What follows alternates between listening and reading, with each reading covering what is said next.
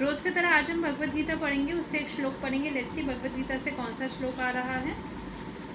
Devotional service, श्लोक number 11 of chapter number 12।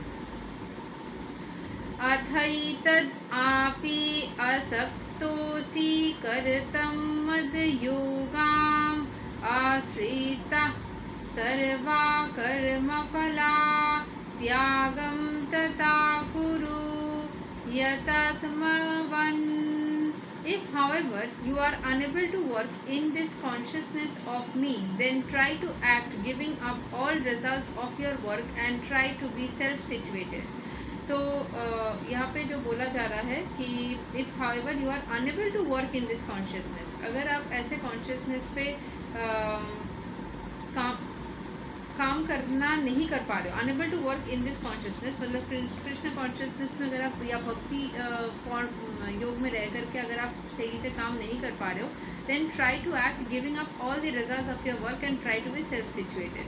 मतलब सारे जो कर्म के फल है ना वो भोगना बंद कर दो या फिर वो रिजल्ट्स को प्राप्त करने की इच्छा को दूर कर दो and try to be self situated होने की कोशिश करो. It may be that one is unable even to sympathize with the activities of Krishna consciousness because of social, familial or religious considerations, or because of some other impediments. If one attaches himself directly to the activities of Krishna consciousness, there may be objections from family members or so many other difficulties. For one who has such a problem, it is advised that he sacrifice the accumulated results of his activities to some good cause. Such procedures are described in Vedic rules.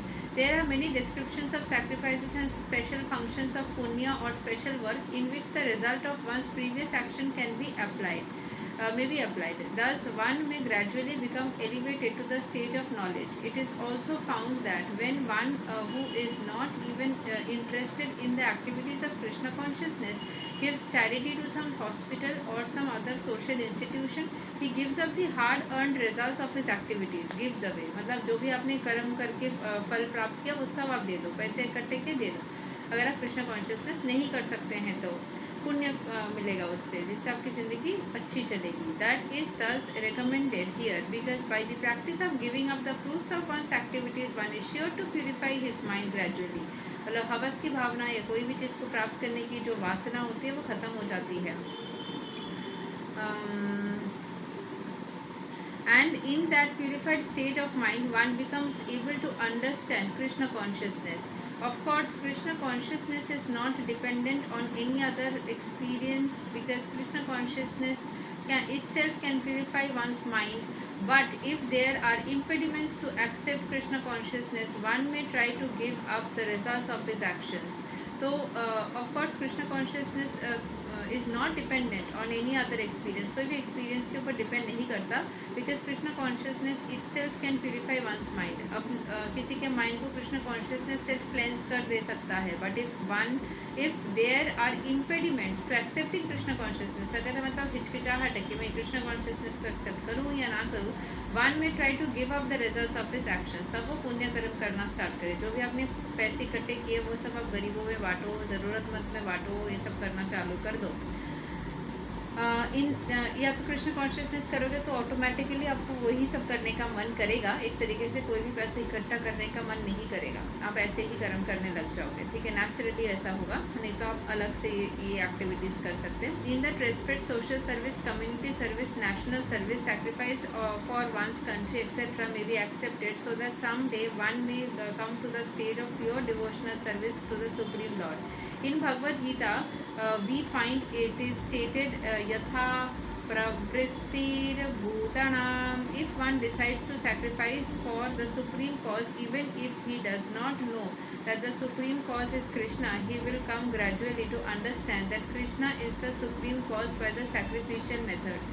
So Bhagavad Gita में ये बोला जाता है, we find it is stated यथा प्रवृत्तिर भूतनाम. If one decides to sacrifice for the supreme cause even if he does not know that supreme cause is Krishna, क्योंकि सब में कृष्ण का ही वास है. तो जब भी आप कोई बड़े अच्छे कर्म के लिए कुछ भी त्याग करते हो, कृष्ण के लिए ही आप घुमा फिरा के करते हो, क्योंकि कृष्ण हर किसी को पैदा किया है ना, हर किसी के अंदर है. तो घुमा फिरा के जिसका भी पूजा करो वो कृष्ण तक ही जाता है, जिसका भी सेवा करो वो कृष्ण तक ही जाता है, जो भी एक्टिविटीज करो वो कृष्ण तक ही जाता है. So everything you do is घुमा फिरा के directly indirectly going to Krishna. But is good if you can do directly. If not possible directly then also it will give the same result. He will come gradually to understand that Krishna is the supreme cause by the sacrificial method. Supreme cause Krishna ही है. धीरे धीरे sacrifice करते करते वो यही चीज़ समझ जाएगा, जीवन के गति के साथ साथ समझ जाएगा. जो भी चीज़ है अल्टीमेटली आपके पास ना ईश्वर ही रह जाएगा. इंसान छोड़ के चले जाएंगे, जीव एक लिमिटेड टाइम तक रह करके चले जाएंगे, आसपास के सब कुछ चला जाएगा, लेकिन ईश्वर शुरू से थे, है, रहेंगे कांस्टेंट. वो ईश्वर आपके साथ कभी भी नहीं छोड़ेंगे. यही तक है आज का भगवद गीता का श्लोक. Thank you so much. Hare Krishna, Radhe Radhe, जय श्री राम.